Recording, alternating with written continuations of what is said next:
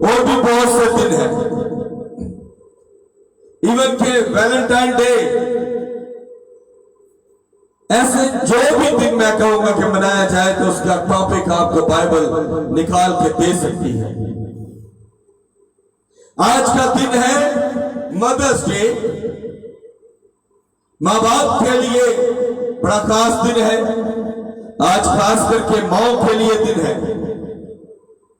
तो बाइबल मुकद्दस में मां बाप के लिए क्या लिखा है?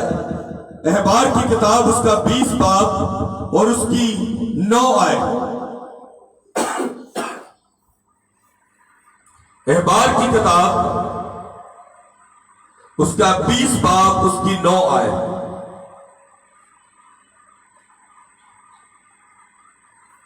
यूं मरकूम है अहबार की किताब उसका 20 बाब उसकी 9 आयत। और जो कोई अपने बाप या मां पर लानत करे वो जरूर जान से मारा जाए।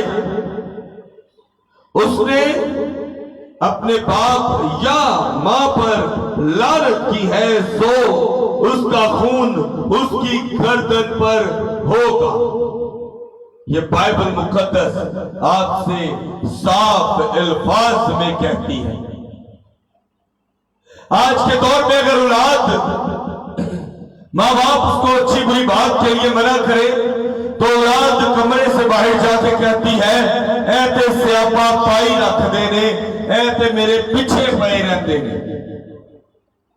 तो मेरे अजीजों याद रखें कि जो औलाद आज अपने मां बाप के बारे में ऐसा बोलती है वो आने वाले वक्त में यही अल्फाज सुनेगी भी।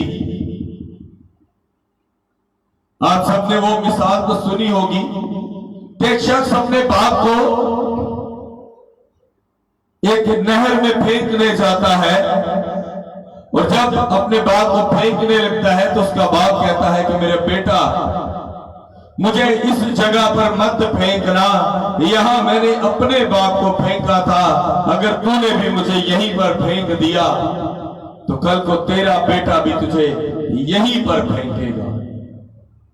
तो मेरे अजीजों उसके बेटे ने अपने बाप को लिया और घर चला गया। यही बात अगर बाप की जगह मां लिख दी जाए कि उसने अपनी मां की सेवा की तो उसकी औलाद ने बड़े होने तक उसकी सेवा की। तो मेरे अजीजों ये कुछ गलत ना होगा, क्योंकि आज जो शख्स अपने मां बाप की इज्जत करता है वो आने वाले दिनों में अपनी औलाद से इज्जत करवाएगा। और जो शख्स अपने मां बाप को लान तान करता है वो इसी जिंदगी में वो ही फल खाएगा जो उसने अपने बाप को खिलाया था। यहां पर साफ अल्फाज में लिखा है सो उसी का खून उसी की गर्दन पर होगा। और आपका खून कौन है?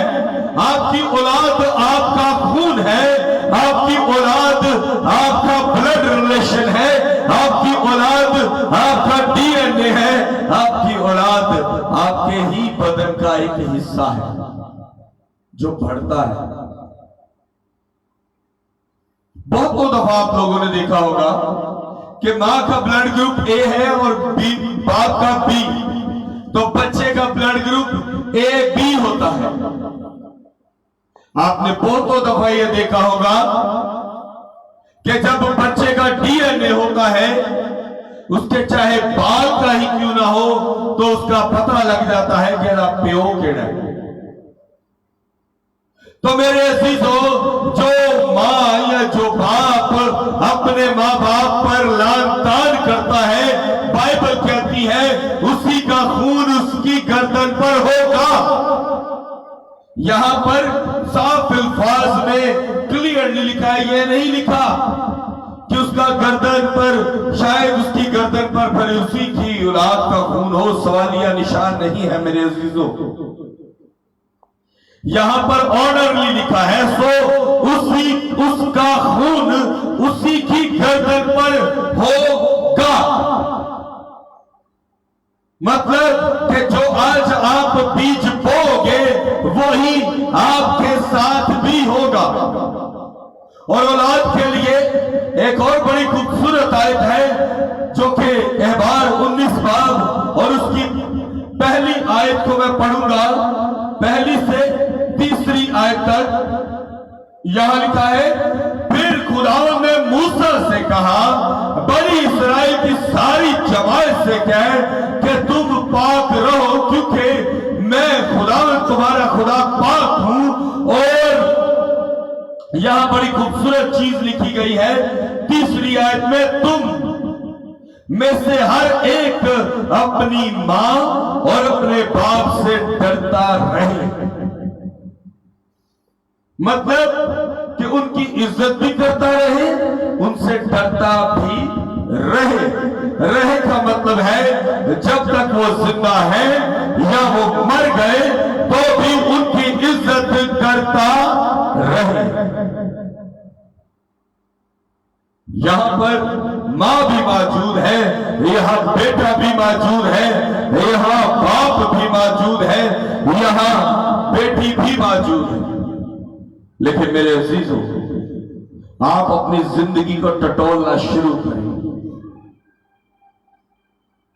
आप अपनी जिंदगी में पंजाबी चकाते फरोलना शुरू कर दो। कितनी दफा आपने अपने बाप को बुरा कहा, कितनी दफा आपने अपनी मां को बुरा कहा, तो मेरे अजीजों तैयार रहें कि आपके साथ भी ऐसा ही होगा। ये बात झूठ है कि आप अगर सेब बीजते हो तो आपको उससे अंगूरों की बेल मिल जाए, ऐसा नहीं होगा, सेब ही मिलेगा।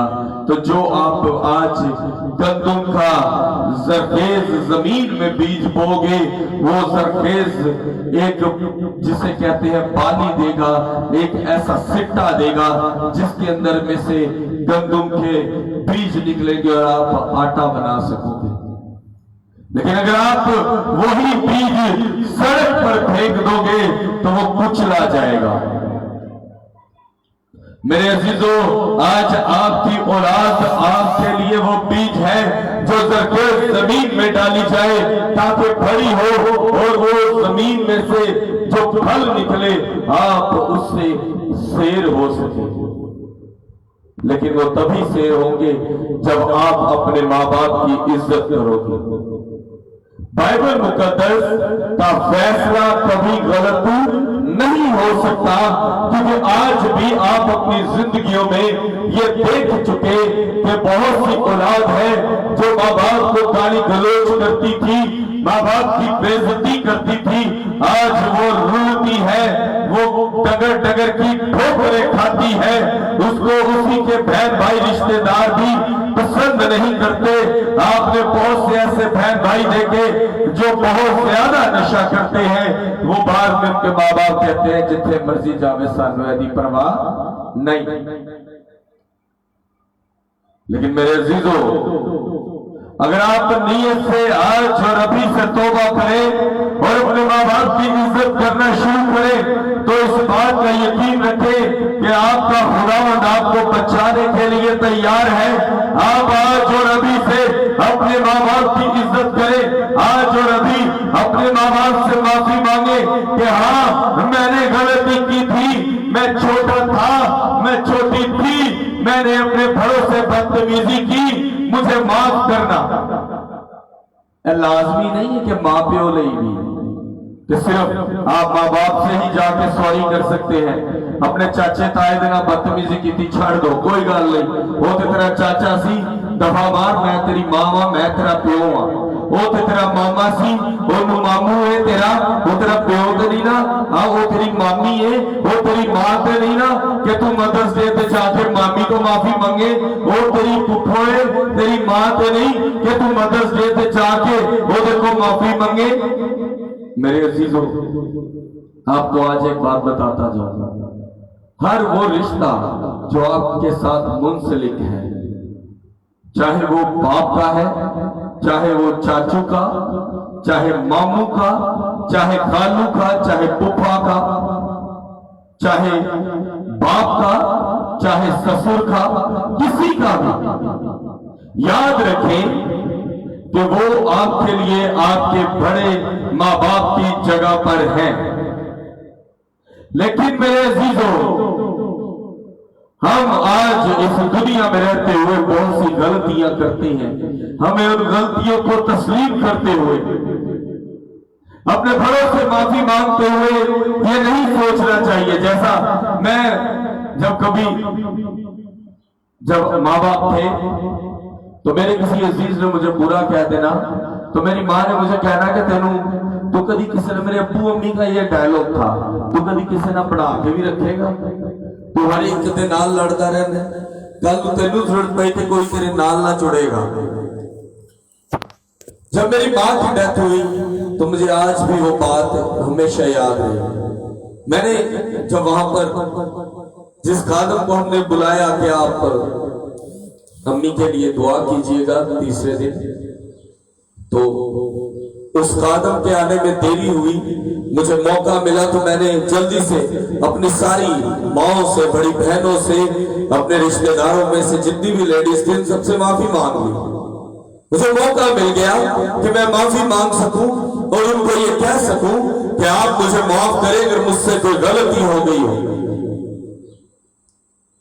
मेरे अजीजों, इसी तरह यहां सिर्फ मां के लिए नहीं, बाप के लिए भी यही मेंशन है।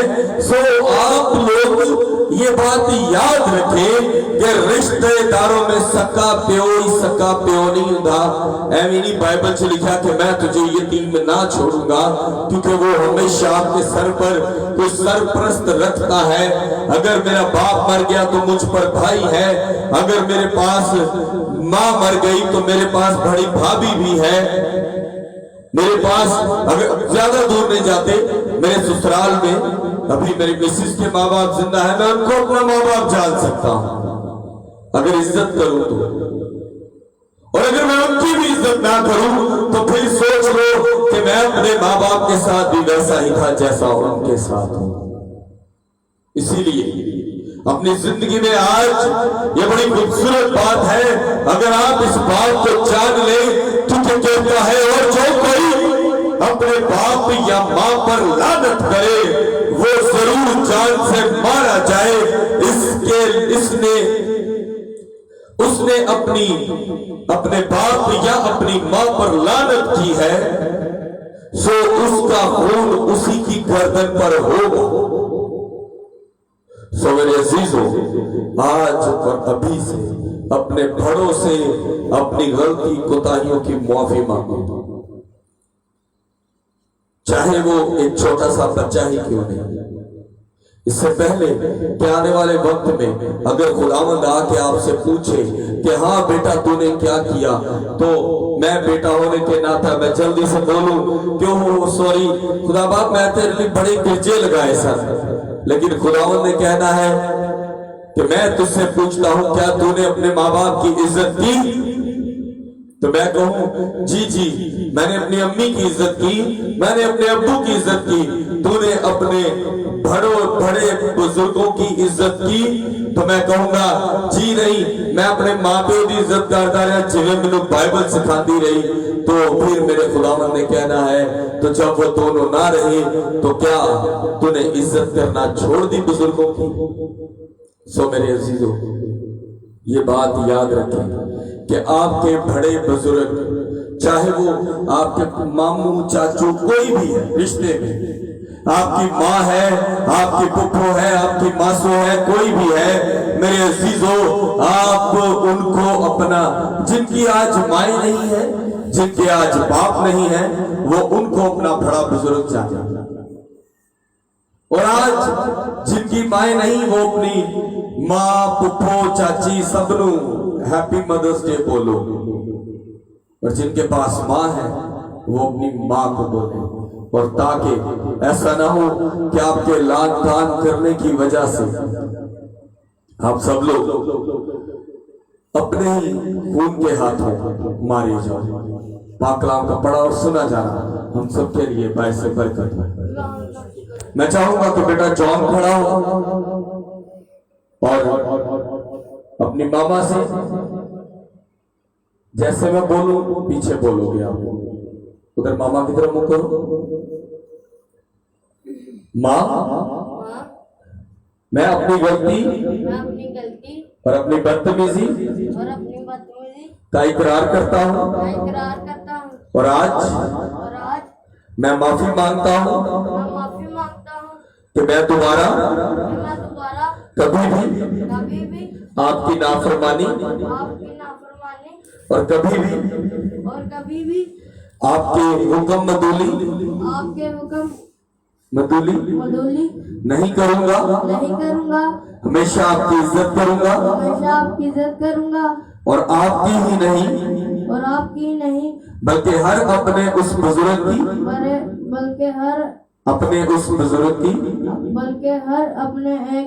की जो मेरे से रिश्ते में बड़ा है, वह मेरी मासूम चाची मामी पुप्पो या कोई भी मैं उन सब की इज्जत करूंगा जैसा मैं आपकी इज्जत करता हूँ। माँ, मैं आपका शुक्रगुजार हूँ कि आपने आज तक मुझे जितनी मोहब्बत दी, इतनी मोहब्बत मैं तो आपसे ना कर सका, लेकिन आने वाले वक्त में मैं हमेशा आपकी इज्जत करूंगा। शुक्रिया माँ। हमारे पास आज, जैसा कि आप जानते हैं, कोविड की वजह से चर्च में कम बच्चे आए हैं और इसीलिए आज सिर्फ हमारे पास जॉन ही था। अगर और भी बच्चे होते तो सब बच्चे जो है वो अपने माँ बाप को शुक्रिया अदा करते। और जैसा जॉन ने कहा वैसे ही तमाम अल्फाज मेरी अपनी उस माँ के लिए जो अब आज इस दुनिया में नहीं रही। और मैं चाहूंगा कि हम सब अपने सरों को झुकाएंगे और दुआ करेंगे कि खुदावंद हम सबको तौफीक दे कि हम अपने बड़ों की इज्जत कर सकें। हालेलुया। तो दूसरे खुलफ आज आसमान और जमीन के खालिक और मालिक तेरे हुजूर झुक के दुआ करता हूँ कि जिंदा खुदावंद हम गुनाहगार हैं और रहेंगे, लेकिन बाप तेरे कलाम पर अमल करते हुए वो अपनी जिंदगियों को बदल सकते हैं। अगर हम थोड़ा थोड़ा करके भी अपनी जिंदगियों को बदलें तो बाप शायद तुझे अच्छे लग जाए, शायद हम तेरे नजदीकी पा सकें। खुदावन हम तेरे हुक्म पर अमल करेंगे और अपनी माँ और अपने बाप की इज्जत करेंगे। ऐ जिंदा खुदावन अपनी मोहब्बत से माला माल रखना, हम हमेशा तेरे हुक्मों पर अमल करने वाले हों और खुदावन तेरी मोहब्बत पाकर हम अपनी जिंदगी को बदलने वाले हों। ऐ मेरे जिंदा अजीम खुदावन हम पर अपना फजल करना। जो माए आज इस दुनिया में जिंदा है खुदावंद उनको उम्र की दराजी देना ताकि वो माए हमेशा अपनी औलाद के सर पर सलामत रहे। इसी तरह जिंदा आसमानी माँ जिनकी माए इस दुनिया में नहीं रही, आए खुदावंद उनको भी दूसरों बड़ों की इज्जत करने की तौफीक देना। उनकी मोहब्बत उनका फजल उनके साथ हमेशा बना रहे। आए जिंदा खुदावंद बे औलादों के लिए दुआ करता हूँ कि जो माँ नहीं है खुदावंद इसी साल में उन सबको बरकत दे कि बाप वो आने वाले साल में आज के दिन को सेलिब्रेट कर सके, आज के दिन को खुशी से मनाते हुए तेरे नाम की शुक्रगुजारी कर सके। और जिंदा खुदावंद खास करके दुआ करता हूँ मुल्क पाकिस्तान के लिए, इसकी हिफाजत और निगरानी करना, इस लानती वबा से बचा के रखना, अपने खास फरिश्तों का पहरा रखना, अपने ईमानदार और अपने साथों पर हमेशा तेरा फजल बना रहे। ऐ जिंदा खुदावंद जैसा कि आने वाले दिनों में हम तेरी इबादत तेरे कलाम को लेकर दूसरे शहर जाने को है, खुदावंद अपनी मोहब्बत अपने फजल से भर के रखना, मसीह यीशु के नाम में आमीन। मेरे अजीजों, आज जो लोग हमें लाइव देख रहे हैं फेसबुक के रेफरेंस से, याद रखें कि माँ एक बहुत बड़ा होता है, क्योंकि खुदा को जब इस जमीन पर आना था तो उसको माँ की जरूरत थी, एक औरत की जरूरत थी। हर औरत माँ नहीं होती, ये याद रखें। हर औरत माँ नहीं होती और हर औरत के पांव के नीचे जन्नत भी नहीं होती। सो मेरे अजीजों, ये बात हमेशा याद रखें। हम आज खुदा हम यीशु मसीह की माँ की अजमत को भी सलाम करेंगे, उसकी इस तकलीफ को जानेंगे जिसके सामने उसके बेटे को मारा गया, कांटों का ताज पहनाया गया। उस माँ को भी याद रखें, क्योंकि उसके बारे में कलाम में लिखा है कि फरिश्ते ने कहा कि तू मुबारक है और मुबारक है तेरे पेट का फल यीशु। सो मेरे अजीजों, खुद को हमेशा पाक साफ रखें, खुद हमेशा अपने माँ बाप की इज्जत करें। अगर आप अपने माँ बाप की इज्जत करेंगे तो आपकी औलाद भी आपकी इज्जत करेगी। आमीन।